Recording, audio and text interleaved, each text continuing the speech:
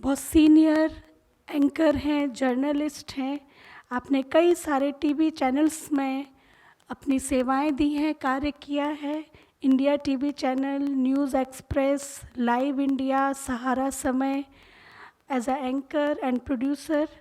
और वर्तमान में आप DD News as a consulting editor from 2017। और वर्तमान में आपका एक प्रोग्राम आता है, एक भारत श्रेष्ठ भारत, दूरदर्शन पर। आप उसको बहुत अच्छे से डिज़ाइन करते हैं, आप एंकर करते हैं, आप एक बहुत अच्छे एडिटर हैं। तो आपके लिए कहना चाहूँगी कि आप जब वाणी की वीणा छेड़ते हैं, आप जब वाणी की वीणा छेड़ते हैं तो एक भारत श्रेष्ठ भारत का आगाज होता है। सब में उमंग और उत्साह आ जाता है। देश के अन्य अन्य पहलुओं पर आप अपने विचार रखते हैं और एक बहुत अच्छा उस प्रोग्राम के द्वारा सभी को संदेश मिलता है कि फिर से वो भारत जो टुकड़ों में आ गया है, अभी फिर से वो एक कैसे बने। तो अभी मैं भ्राता जी को निवेदन करती हूँ कि वो अपना वक्तव्य हमारे बीच रखेंगे। दीदी सुदेश जी, आपके साथ बैठे रहा तो मैं बहुत ज़्यादा एनर्जी फील करता रहा, इसलिए आपको बहुत बहुत साधुवाद, धन्यवाद। संगीता दीदी जी, सुशांत भाई जी, और कई बार ये सोचने लगता हूँ कि मैं किसको किस तरीके से धन्यवाद ज्ञापित करूँ और किसको कैसे अभिनंदन करूँ, उनका वंदन करूँ और नमन करूँ। कभी कभी शब्द नहीं मिलते हैं, और जो 2 या 3 सेकंड का पॉज आता है वो इसलिए आता है कि हम ये सोचने में बैठ जाते हैं कि भाई ये व्यक्ति त्याग और तपस्या की प्रतिमूर्ति है, तो इसको हम कैसे इसका अभिनंदन कर सकते हैं। जो भी शब्द हम बोलते हैं उसकी प्रशंसा में, वो मुझे लगता है कि छोटा रह जाता है। तो मैं इस सोच में पड़ जाता हूँ कि आखिर अगर कौन से शब्द मैं इस्तेमाल करूँ। और आप सभी लोग जो यहाँ पर मौजूद हैं, बहुत सारी बातें कही जा सकती हैं, लेकिन जीवन में जो मैं अनुभव करता हूं वो आप लोग भी अनुभव करते हैं। विषय चूंकि ऐसा रखा है, दीदी ने ये लिखा हुआ है, mind management basis of media management. हम सभी लोग मीडिया के पार्ट हैं।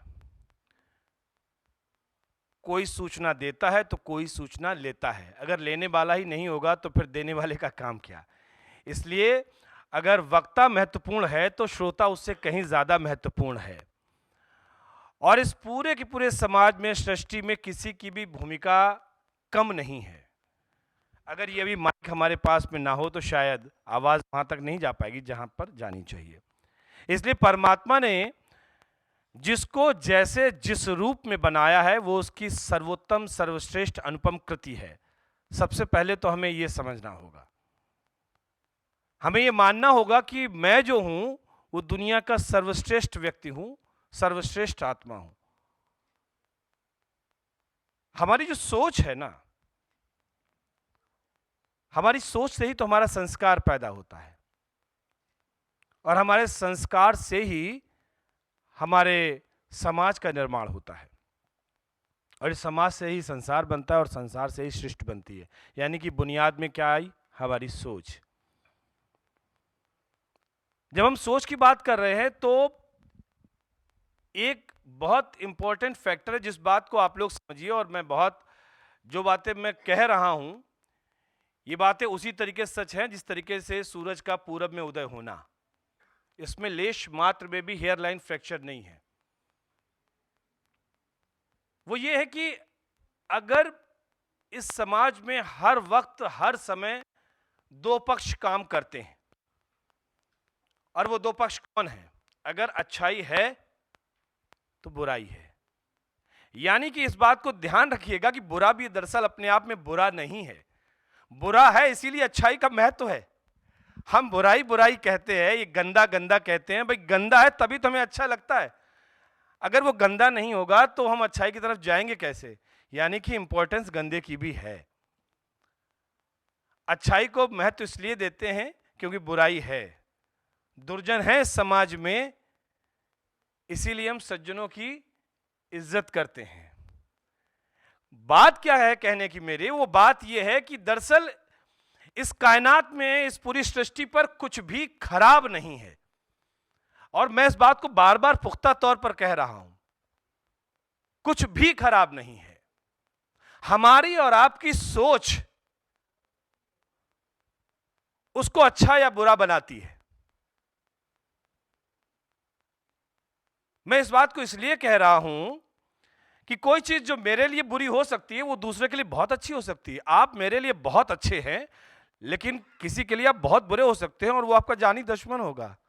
आप मिले तो आपको मार दे वो, लेकिन मेरे लिए तो आप भगवान हैं। तो फिर ये अच्छाई और बुराई की परिभाषा कहां से, कौन तय करेगा कि क्या अच्छा है और क्या बुरा है? दरअसल हमारी सोच है जो किसी चीज को अच्छा करती है और किसी चीज को बुरा करती है। और मैं इसीलिए बात पे आ रहा हूं, सोच, हमारी वाइब्रेशन। मैं जब किसी के लिए बुरा सोचता हूं तो किसी का कभी बुरा होगा, आज से 1 साल के बाद मैं उसको एक स्लैप करूंगा या जहां कहीं मिल जाएगा उसको मैं जमीन पे गिरा दूंगा। लेकिन जिस क्षण से हमने सोचा कि मैं इसका बुरा करूंगा, उसका तो बुरा कभी होगा कि नहीं होगा पता नहीं, लेकिन हमारा बुरा तुरंत ही शुरू हो गया, क्योंकि मेरे मन में नकारात्मक शक्तियों ने प्रवेश कर लिया। किसी के प्रति हमने नकारात्मक विचार रख लिए, तो मन से और तन से वो नकारात्मक शक्ति मेरे अंदर प्रवेश कर गई, तो मेरा बुरा शुरू हो गया।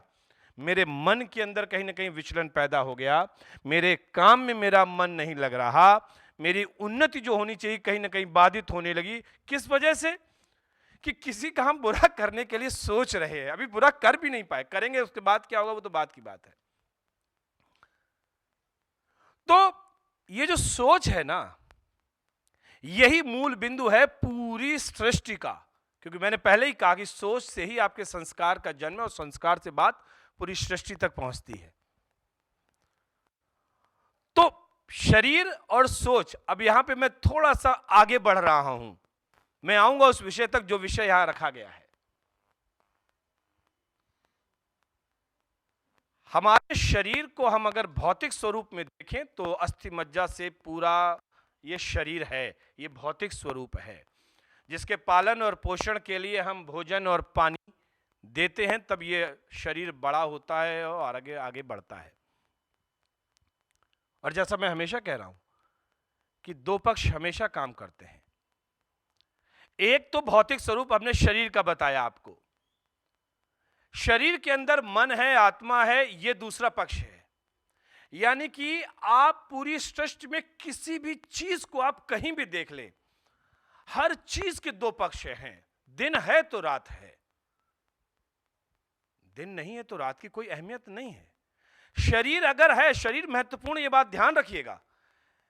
जब लोग इस बात को कहते हैं नहीं शरीर मतलब जल जाएगा, फूक जाएगा, बर्बाद हो जाएगा, हम नश्वर है, चला जाएगा, नहीं श्रीमान, आप बोल रहे हैं ये शरीर की वजह से है, ये ऑपरेटस है आपका।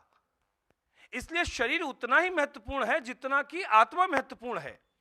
आप आत्मिक उन्नयन की बात करते हैं, लेकिन शारीरिक अगर उन्नयन, आप व्याधियों से घिरे हुए व्यक्ति है, शरीर आपका तंदुरुस्त नहीं है, तो आप आत्मिक उन्नयन सुख की तो बात आप छोड़ दीजिए।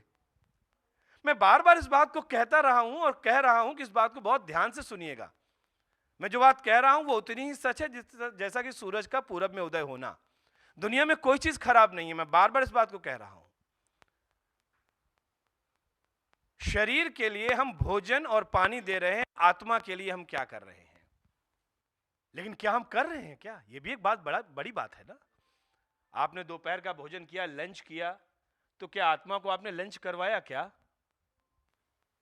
आपने रात्रि में आपने भोजन किया, डिनर किया आपने, क्या आत्मा को आपने डिनर करवाया? क्या जरा सोचिए आप सब लोग ये बात। और यहीं पर विचलन पैदा होता है। हम भौतिक रूप से शरीर को सशक्त करते हैं, मजबूत करते हैं, लेकिन आत्मिक और आध्यात्मिक तौर से, रूप से हम आत्मा का पालन पोषण नहीं कर पाते हैं। और जब ये डिसबैलेंस शुरू होता है हमारी लाइफ में, तब सब कुछ धीरे धीरे करके दर्द है मेरे शरीर में, मन अच्छा नहीं है मेरा, पता नहीं क्यों अजीब अजीब सा लग रहा है, अजीब सी फीलिंग आ रही है, समझ में नहीं आ रहा। ये जो सारे शब्द आप दिन भर बोलते रहते हैं ना एक दूसरे से, कुछ नहीं है, नथिंग, शून्य है ये, क्योंकि आप अपनी आत्मा का पालन पोषण नहीं कर रहे हो। सुबह निकले, नाश्ता की, अच्छी बात है, लेकिन क्या अगर आपने सुबह 2 मिनट का भी अपनी आत्मा से आपने बात कर लियो घर से निकलने से पहले, तो बात बन जाएगी। फिर आप अपने काम पे जाएंगे, कार्यस्थल पे जाएंगे, आप अपने सबऑर्डिनेट को ऑर्डर करेंगे, आप अपने वरिष्ठों से आज्ञा लेंगे, आप किसी भी काम में, बिजनेस में, अपनी नौकरी में, कहीं पर भी जाएंगे, वो जो आपने सुबह बैलेंस बनाया ना अपनी लाइफ का, वो बैलेंस आपका शाम तक काम करेगा। और इसीलिए मैं बहुत बहुत साधुवाद और बहुत बहुत धन्यवाद प्रजापिता ब्रह्म कुमारी वैष्णवी विश्वविद्यालय का करता हूं, क्योंकि मैं ये बातें किताबों में पढ़ी हुई नहीं बोल रहा हूं ना, मैंने, मतलब आप लोग तो बहुत त्यागी और तपस्वी लोग हैं, आपके जितना तो ज्ञान मेरे अंदर नहीं हो सकता है, लेकिन मैं जो बात बोल रहा हूं मेरे स्वयं के अनुभव से है ये सारी बातें। मैं 100% कहता हूं इस बात को कि जैसा मैं आपके बारे में सोच रहा हूं ना, ठीक वैसा ही आप भी मेरे विषय में सोच रहे हैं। कोई ये कहता नहीं कि हम आपके अंदर बैठे हुए हैं और हम सब जान लेते हैं कि आप क्या सोच रहे हो। दरअसल हम जो सोच रहे हैं आपके विषय में, वही आप मेरे विषय में भी सोच रहे हो। मुझे अगर आपके ऊपर शक है तो आपको भी मेरे ऊपर शक है। मैं लाख बहुत अच्छी बात कर, आइए भाई साहब बैठिए बैठिए बैठिए, लेकिन आपके अंदर कहीं ना कहीं है कि आदमी थोड़ा सा गड़बड़ है, तो वो भी भाव वही लिए बैठा हुआ है, लेकिन कह नहीं रहा है वो। ये मैं व्यक्तिगत अनुभव की बातें कर रहा हूं, और पत्रकार हूं तो जाहिर सी बात है दिन में 50 लोग नए मिलते हैं मुझे। मैं दसियों जगह पे जाता हूं, आप ग्रेटर कैलाश से मालवीय नगर और जैसे करते होंगे वैसे मैं पूरा हिंदुस्तान घूमता हूं, और बहुत सारे लोग मुझे मिलते हैं। कई लोग ऐसे मिलते हैं कि जिनसे मैं एक बार मिलता हूं, दोबारा मिलने की मेरी इच्छा नहीं करती है, मैं सच है। और कई लोग मुझे फ्लाइट में बगल सीट पे मिले और मैंने उनसे नंबर शेयर किया, और वो हमारे लिए ऐसे हमारे दोस्त हो जाते हैं, वो दिल्ली में आते हैं, हमारे ऑफिस में आते, मिलते हैं आके। दरअसल बात मैं कहना यह चाह रहा हूं कि हमारे अपनी सोच को लेकर, हमारी अपनी वाइब्रेशन को लेकर, हमारे अपने आत्मिक संस्कार को लेकर हमारा ज्ञान होना बहुत जरूरी है। और ज्ञान का मतलब यह नहीं है कि आप वेद पढ़ें, पुराण पढ़ें। आपका जो शरीर है ना, ये पूरी प्रयोगशाला है। आपकी जो सोच है ना, आपकी जो वाइब्रेशन है, सारे वेद पुराण इसी के अंदर पड़े हुए हैं। बस आपको अपने जागृत करने की अवस्था है, सिर्फ आपको अपने आप को जागृत करना है। और फिर मैं कहता हूं, जागृत करने का मतलब बिल्कुल नहीं कि आप किसी गुरु की शरण में जाएं और मंदिर में घंटा बजाएं, ना, बिल्कुल भी नहीं।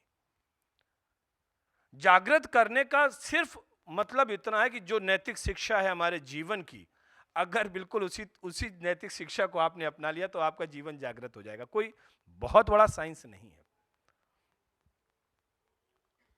और मैं अब बढ़ रहा हूं आगे, चूंकि बात यहां पर मीडिया मैनेजमेंट की थी, तो जो मैंने पहले बातें आपसे कही, वो बातें हमने एक व्यक्तिगत तौर पर, हर व्यक्ति यहां पर जो भी लोग मौजूद हैं वो ये सारी बातें अनुभव कर रहे हैं। मैंने कोई नई बात नहीं कही, मैंने कुछ भी ऐसा नहीं कहा कि जिसको आप जानते ना हो। बस ये एक अलग बात है कि पालन करना और ना करना एक अलग बात है। आप कितना उसको पालन कर पाते हैं और कितना पालन नहीं कर पाते हैं, कितनी आप अपनी सोच को बदल पाते हैं। भाई उसने मैं झापड़ मारा है तो क्या मैं उसे मारूंगा नहीं? गुस्सा आता है, क्रोध आता है, ऐसा नहीं क्रोध नहीं आता, आता है। लेकिन इसको जिसने वश में कर लिया वही इंद्रजीत हो गया, और इंद्रजीत मुश्किल है हो पाना। इंद्रजीत ना हो पाए तो अलग बात है, भगवान बनने की जरूरत भी नहीं है। हम इंसान हैं, इंसान ही बने रहें, वही बेहतर है। समाज ऐसे ही चलता है।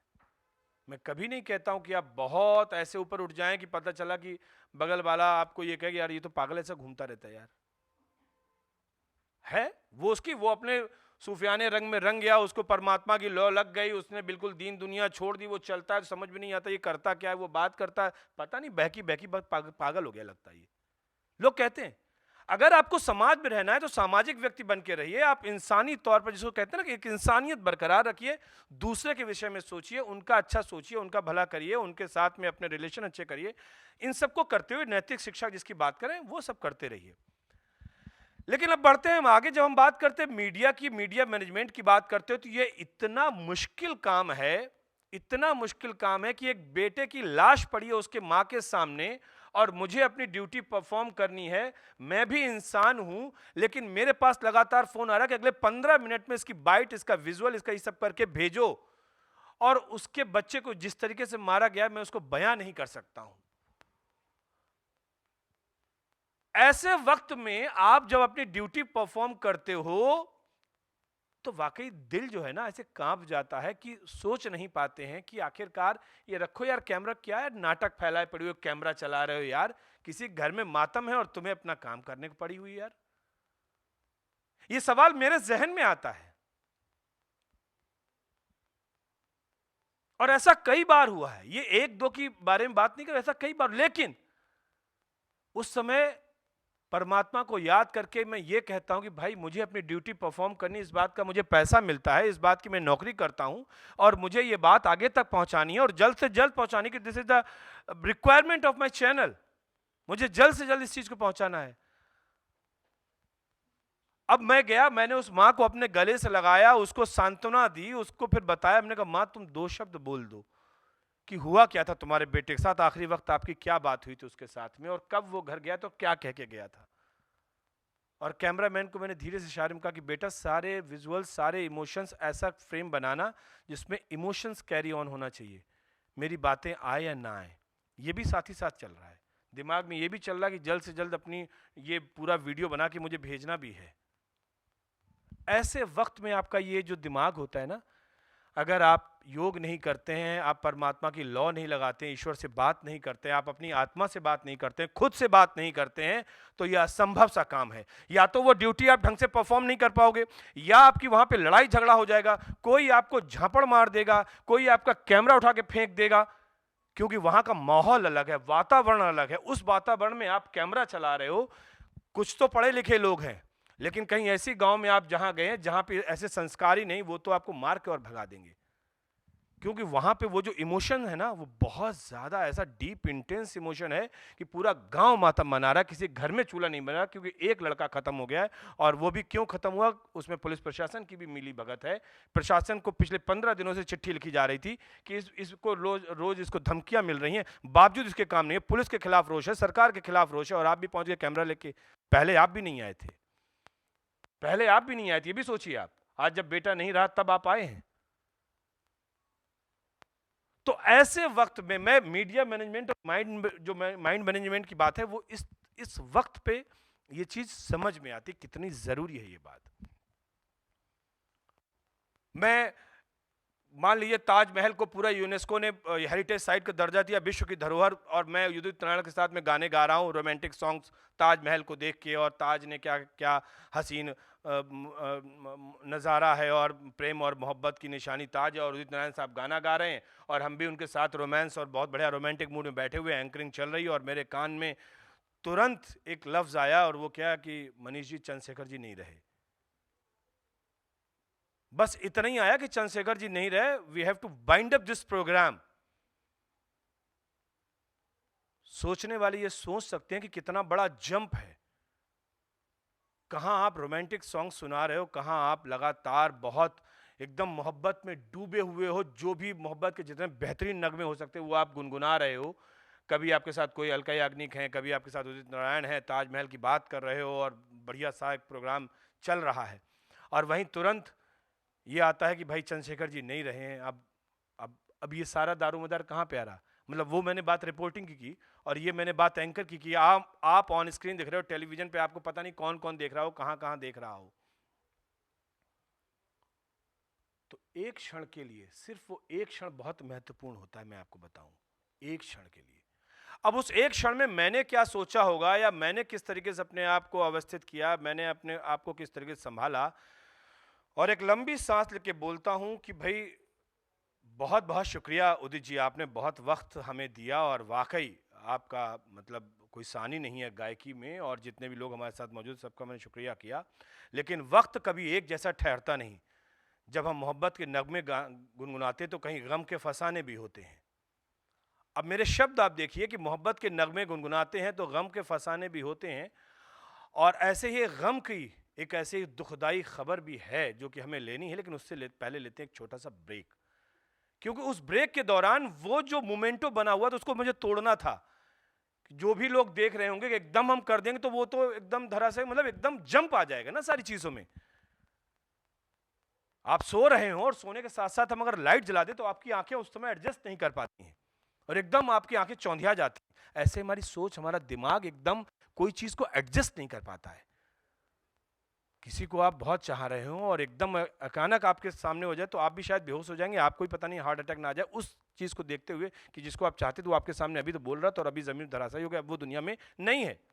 हर चीज का एडजस्टमेंट होता है। तो मैंने ब्रेक लिया और ब्रेक के बाद एक लंबी सांस ली और फिर मैंने कैसे प्रोग्राम किया वो तो एक आगे कहानी है। बहुत सारे अनुभव हैं। मतलब माइंड मैनेजमेंट की जो बात मैं कह रहा हूं उसके बेसिक बुनियाद में, मतलब ऐसे अगर मैं अनुभव सुनाता रहूंगा तो बहुत सारे अनुभव हैं, लेकिन it's all about the mind management and it's all about your consciousness कि आप किस तरीके से किस चीज को कैसे टेक करते हैं, कैसे आप उसको लेते हैं। और यही वो बात है जो आपके आत्मा का संस्कार, आत्मा का विचलन, अगर आपकी आत्मिक शक्ति मजबूत नहीं होगी तो आप छोटी से छोटी घटनाक्रम में आप विचलित हो जाएंगे। और अगर आपकी आत्मिक शक्ति मजबूत होगी तो किसी भी बड़े से बड़ी घटनाक्रम को आप एक नियत मानकर उस समय आपको जैसे बिहेव करना होगा आप वैसे बिहेव करेंगे, just according to the situation. क्योंकि आप ये जानते हैं कि ये तो होना ही था, ये तो नियत ही है, ये होना था, लेकिन इस समय मुझे कैसे इसके साथ टैकल करना है, मुझे इसको कैसे इस समय हैंडल करना है सिचुएशन को। और जब आपका आत्मिक संस्कार मजबूत होगा, जब आपका आध्यात्मिक उन्नयन होगा, यह ध्यान रखिएगा, आध्यात्मिक उन्नयन का मतलब वटवृक्ष के नीचे ज्ञान प्राप्त करना नहीं मैं बता रहा हूं। आध्यात्मिक उन्नयन का मतलब सिर्फ यह है कि आप इंसान हैं, आपकी सोच अच्छी है, आपके अंदर नैतिक शिक्षाओं का पूरा मूल्य पूरा विद्यमान है और कहीं ना कहीं आप परमात्मा में आस्था रखते हैं, अपनी आत्मा को समझते हैं और आत्मिक संस्कार आपके अंदर विद्यमान है। That's it. इतना ही पर्याप्त है आपके इस लौकिक जीवन के साथ साथ आध्यात्मिक जीवन को होने के लिए।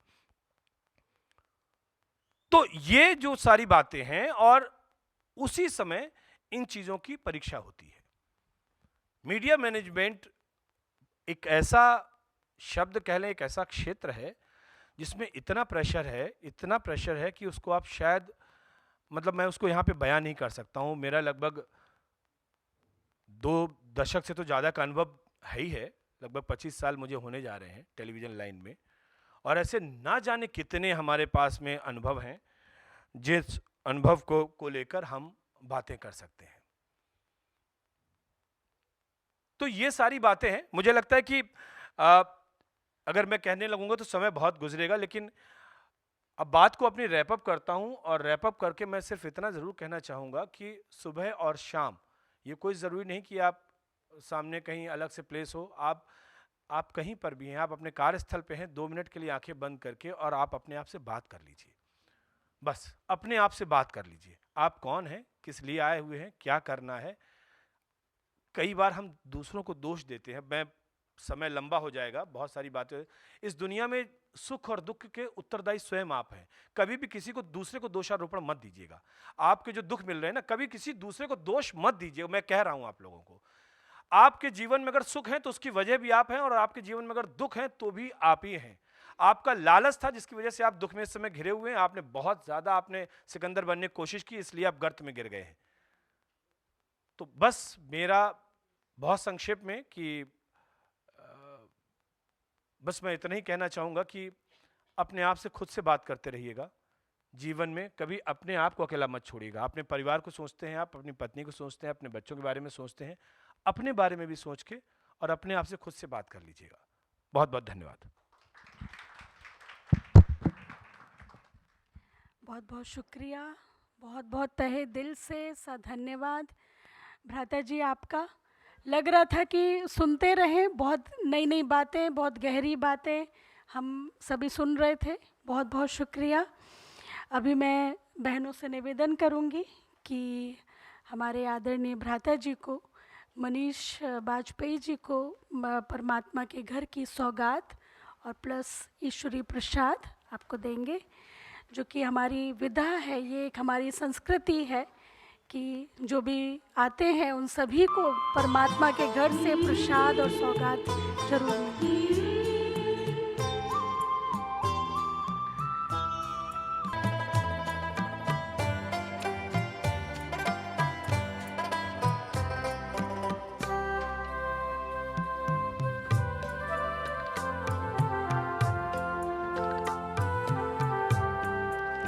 आदरणीय दीदी सुदेश दीदी जी भ्राता मनीष जी को परमात्मा के घर से सौगात दे रहे हैं।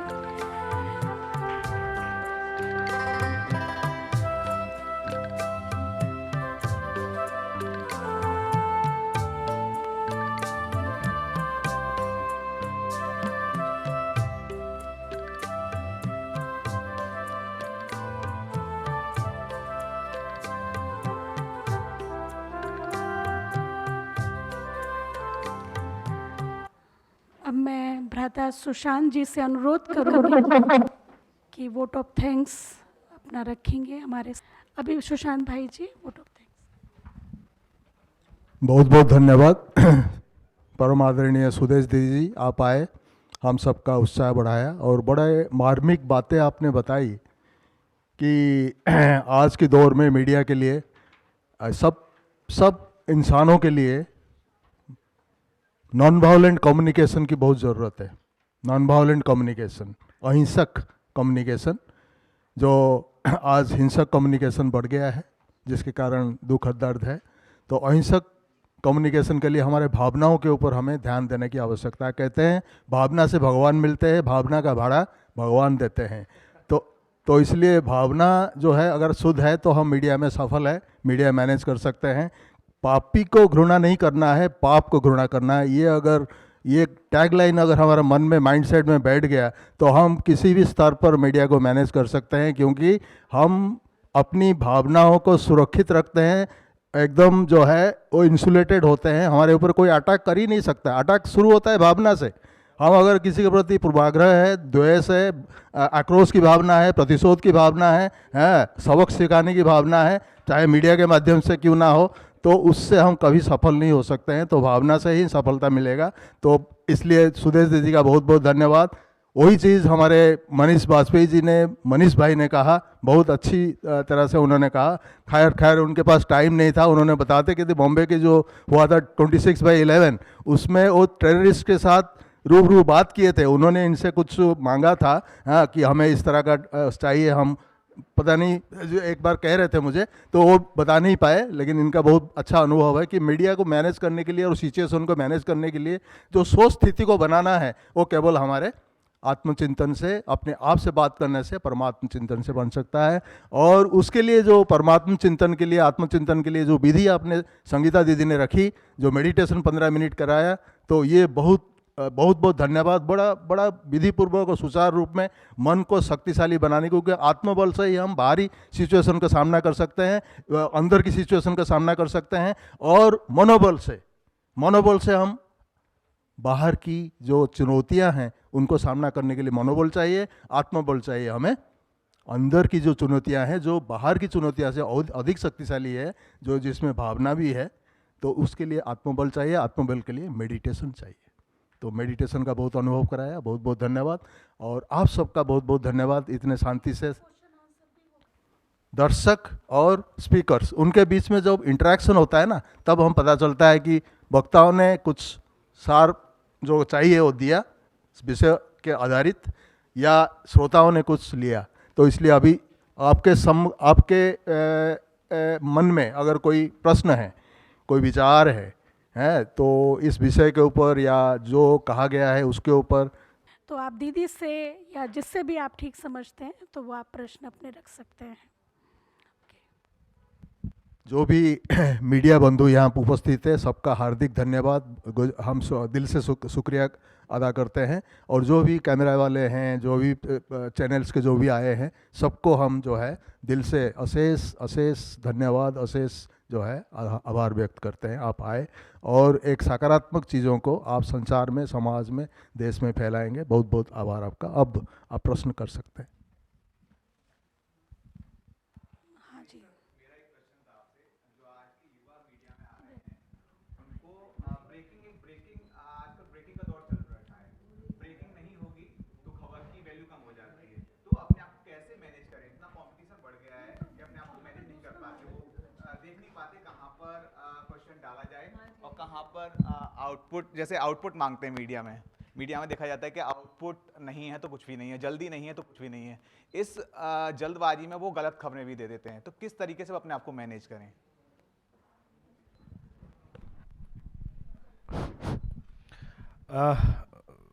सवाल आपका थोड़ा सा फंसा फंसा सा है, तो जवाब भी फंसा ही फंसा आएगा, क्योंकि सवाल में क्लियरिटी नहीं है तो फिर जवाब में उतनी क्लियरिटी हो नहीं पाती है। एग्जैक्टली आप ये पूछ रहे हैं कि आज के दौर में जो मीडिया का जो स्वरूप आप देख रहे हैं, उस दौर में, इस स्वरूप में एक जो आज का जो यंग जो जनरेशन है वो कैसे अपने आप को इसमें व्यवस्थित करे या इसमें एडजस्ट करे, ये आपका मूल सवाल है।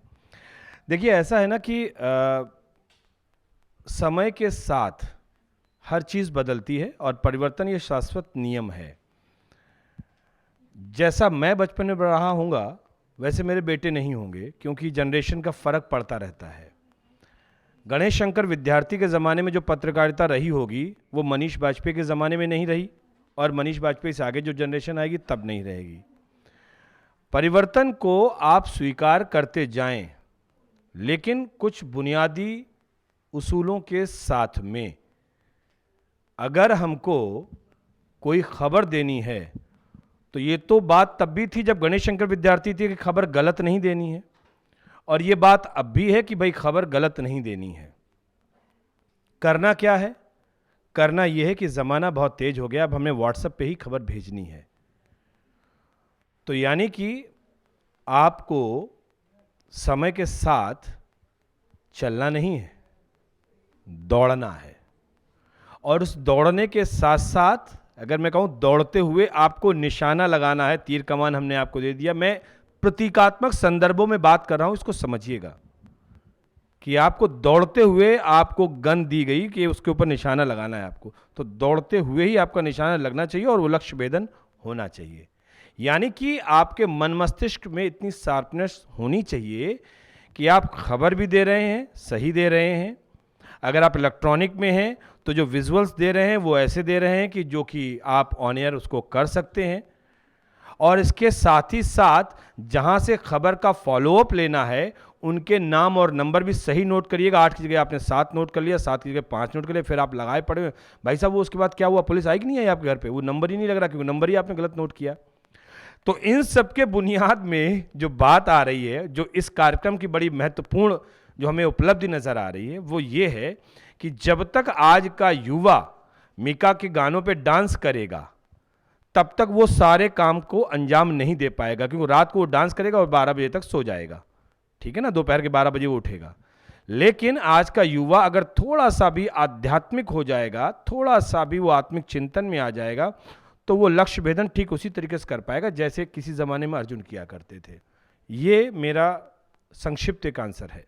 बहुत बहुत शुक्रिया सवाल करने के लिए।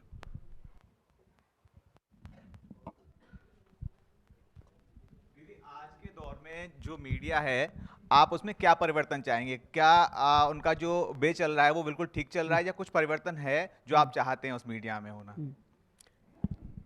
आज की परिस्थिति के अनुसार जो हालत है, अब ये तो वास्तव में तो बहुत सुन लिया हम, जैसे प्रैक्टिकल में ये असंतुष्टता का कारण है ना, जो भी परिस्थितियां हैं, रिजल्ट कॉज क्या है, नाराज़गी या असंतुष्टता। जो चाहिए ना, इंसान को सुरक्षा चाहिए, स्नेह चाहिए, सहयोग चाहिए, शुभ भावना चाहिए, वो नहीं मिल रहा है तो फिर अनेकों को दोष देते हैं, और देने वाले खाली या खोखले हैं। पहली बात यह है कि जिनसे मांगते हैं वो खुद ही भिखारी हैं, वो एम्प्टी हैं और उनसे भंडारा भरपूर करने के लिए कह रहे हैं। तो यही सबसे बड़ी बात घूम फिर करके वही आती है कि देने वाला भी कमज़ोर और लेने वाला भी, दोनों बीमार हैं, कौन किसको ठीक करे। तो पहली बात है कि हम अपने, वही वाली बात है जैसे भाई ने बताया कि ये खाली आत्मा की बात नहीं, हम मनुष्य आत्मा है। मैं आत्मा तब बोल रही हूँ जब मैं शरीर में हूँ, और मैं बिना शरीर के बोलना शुरू कर दूँ कहेंगे भूत आ गया है, राइट? कोई ऐसे ही बोलना शुरू कर दे। और शरीर खाली, मैं आत्मा निकल करके चली गई, शरीर रखा तो 1 घंटा भी नहीं रखेंगे भाई, रात होने से पहले ही जला दो, एक रात भी नहीं मेरे को रख सकते। अरे जिसके साथ तुमने मेरे इतना रिश्ता जोड़ा, इतना सुख दिया, सुख पाया, चाहे हस्बैंड है, चाहे वाइफ है, चाहे बच्चा है, चाहे फ्रेंड है, तो किसके साथ रिश्ता था? रिश्ता वो था जो इसमें आत्मा थी, और अब चली गई आत्मा तो हम कहते हैं भगवान की आत्मा को शांति दो। मैं रो रही हूँ, दुखी हो रही हूँ, मैं शांति कैसे पहुँचाऊँगी?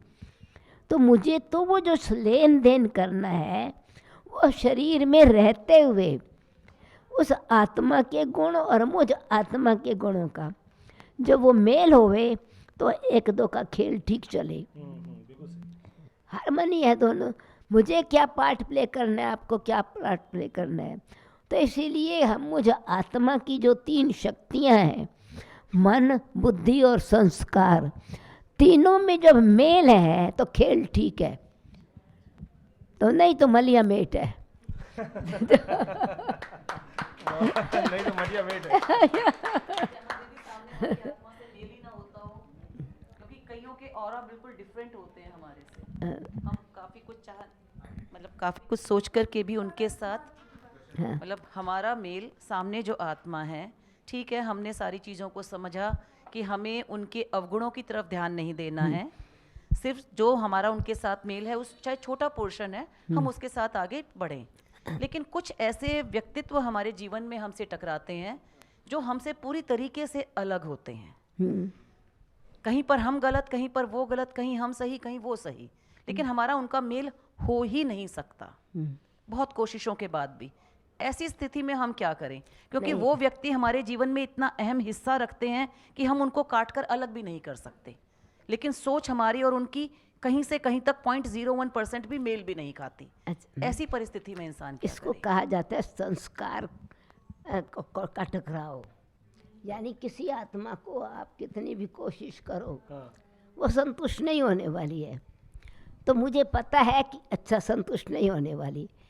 किसी का संस्कार दुख देने का है, मुझे पता है कि ये कांटा है, तो मैंने फूल, गुलाब का फूल मेरे पास है, अब गुलाब के फूल में कांटे हैं, तो मुझे अपने आप को कांटे को संभाल करके फिर गुलाब की खुशबू लेनी है।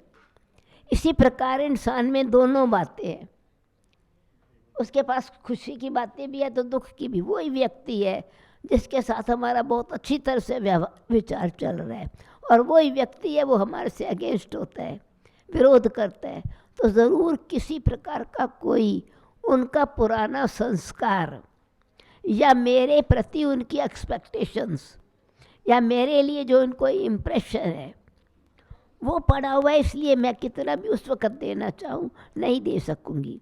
तो मुझे क्या करना है? अभी वो ऐसे ही है जैसे एग्जाम्पल है कि आग लगी है और मुझे आग बुझानी है बराबर। अब मैं आग में कूदने से पहले मुझे फायर प्रूफ ड्रेस पहननी पड़ेगी। तो हम क्या करते हैं कि बुझाना चाहते हैं बिना अपनी प्रोटेक्शन की। तो ये मेंटल प्रोटेक्शन चाहिए, इंटेलेक्ट को राइट अंडरस्टैंडिंग चाहिए कि स्वभाव है उनका, संतुष्ट होने वाले नहीं, विरोध करने वाले हैं, क्रोध करने वाले हैं, दुख देने वाले हैं। तो मैं क्या करूं उनका? उनसे पहले मैं अपने आप को बचाव करूंगी ना भाई। मैंने, हमको पता तो है, अभी देखो हम कई बातों में कमी के कमज़ोरी देखते हैं पर फिर भी गुण ग्रहण करते हैं। हमको आदत है दूध पीने की, भैंस काली है, दूध तो चिट्टा है, दूध तो गोरा है भले कैसी भी है, अच्छी बात तो रहे ना। अच्छा, मोर नाचता है, पैर तो गंदे हैं पर नाच अच्छा लगता है। गुलाब का फूल है, सुगंध अच्छी है, कांटे भी हैं पर मुझे अपने तो फूल सुगंध चाहिए। शहद खाती हूँ, मक्खी तो काटती है, फिर भी पालते हैं मक्खी। तो मुझे चाहिए क्या? प्रोटेक्शन किस बात की चाहिए? और मुझे उसमें से चाहिए अपनी प्रोटेक्शन के साथ साथ अब ये है कि मुझे उन आत्मा को भी कुछ इस प्रकार की अंदर की शक्ति देनी है जो वो भी अपनी शक्ति को भले रियलाइज ना भी करे, तो मेरी तरफ से उसके लिए भावना तो अच्छी होवे ना। बेचारा कमज़ोर है, ये मेरी भावना है कि मुझे तो उसको अच्छा, वो मुझे नहीं दे सकता, मैं तो दे सकती हूँ ना। मुझे तो ये पता ना मेरा ही भाई है, भले हम कहने में शरीर के भाई को भाई कहते हैं, पर अगर ऑनेस्टी है, ट्रुथ है, तो वास्तव में तो जितने भी हैं कोई भी धर्म वाला, कोई भी जाति वाला है तो एक परमात्मा की संतान। हमारी इतनी ऊंची स्टेज बने, ये पुरुषार्थ है। यानी संसार, वो बताया ना, जैसे मन को मंदिर बनाए, अपने घर को आश्रम बनाए सृष्टि, तो सृष्टि स्वर्ग बनेगी। जब तक मैंने अपने मन के अंदर अपनी चेकिंग नहीं की है, अपने मन के संकल्पों को ठीक नहीं किया है, मैं दूसरे के संकल्पों को नहीं बदल सकती। इसीलिए बुद्धि को समझ मिले, संस्कार ईश्वरीय होवे, तो ये संस्कार में परिवर्तन हो जावे। संस्कार परिवर्तन ही संसार परिवर्तन है। इसमें दो बातें और भी हैं। ये जो मतलब दीदी ने तो बहुत अच्छा ज्ञान दिया, मतलब मैं तो इतना ज्ञान नहीं रखता हूँ, दीदी बहुत अच्छा बोलती हैं, लेकिन मेरे को दो तरीके से चीज़ें समझ में आई। ऐसा हर किसी के साथ में होता है, और हम लोग इंसान हैं, समाज में रहते हैं, बहुत सारे लोग मिलते हैं हमको, लेकिन उसमें एक चीज़ तो है, वो एक फिल्म में भी आता है ना कि वो फंसाना जिसे अंजाम तक ले जाना ना हो मुश्किल, वो उसको एक खूबसूरत मोड़ देना बेहतर। रिलेशनशिप में ये बहुत ज़रूरी चीज़ है कि रिश्ते गंदे हो जाएं, उससे अच्छा प्यार मोहब्बत से तुम अपने रास्ते, हम रास्ते अपने। एक तो ये चीज़ है, अगर ऐसा हो सकता है तो, क्योंकि ठीक है हमें मालूम है कि नहीं चल नहीं पाएगा, तो उसको एक रोज़ के झंझट से अच्छा है प्यार मोहब्बत से आपस में बैठ के कि नहीं बन रहा है तो साहब ऐसा हो जाए। एक तो ये चीज़, और दूसरी एक चीज़ और, जैसा कि अभी दीदी ने बताया कि आप अगर ये समझ लोगे कि कहीं ना कहीं अगर आत्मिक संस्कार में अगर देखोगे तो ये आत्मा जो है ना, वो कई जन्मों के संस्कार लेके घूम रही है, और हमारी बॉडी में कितने जन्मों के संस्कार लेके आई हो। तो यहाँ पे जो मैंने वो बात कही थी कि हमारे सुख और दुख मेरी अपनी वजह से, आपने उसको कभी बहुत तकलीफ पहुंचाई होगी, बहुत मारा होगा आपने उसने, तो ये सोच के कि पिछले जन्म में हमने इसको बहुत मारा है, अब हम कमज़ोर पड़ रहे हैं और अब ये हमें मार रही है, तो ये अपने मन के अंदर जब सोचोगे ना, तो इस दुख के कारण आप ही हो जो वो आपको मार रहे, क्योंकि पीछे आपने बहुत मारा था उसको।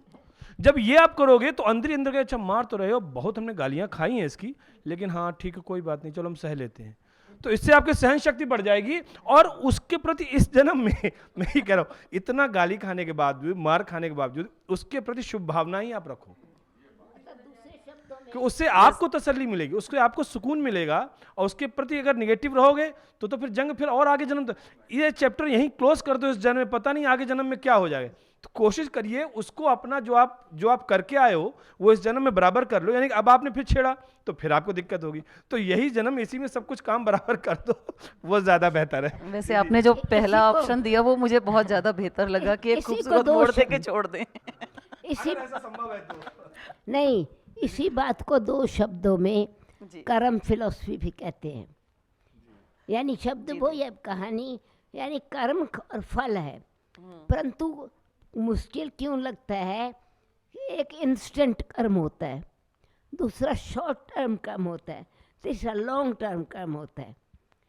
फूल बोएंगे उसी वक्त फल निकल आएगा, सब्जी बोएंगे 3 महीना 4 महीना लगेगी, अनाज बोएंगे 6 महीना लगेगा, बाग लगाएंगे 6 साल लगेगा, राइट। तो हम कह रहे हैं हम तो अच्छा ही कर रहे हैं, ये तो बुरा ही करते रहते हैं, हम तो अच्छा ही करते हैं, हम ही सहन करें, मैं ही मरूं क्या, मैं ही झुकूं क्या। वो हम उस समय भूल जाते हैं कि मुझे तो श्रेष्ठ करना ही है, क्योंकि बाग लगाना है, ताकि मैं नहीं खाली खाऊं, मेरी पीढ़ियां भी खाएं, मेरे ग्रैंड चिल्ड्रन भी खाएं और ग्रेट ग्रैंड चिल्ड्रन भी खाएं। इसीलिए बहुत बहुत धन्यवाद दीदी। मनीष जी आपका भी स्पेशल थैंक्स।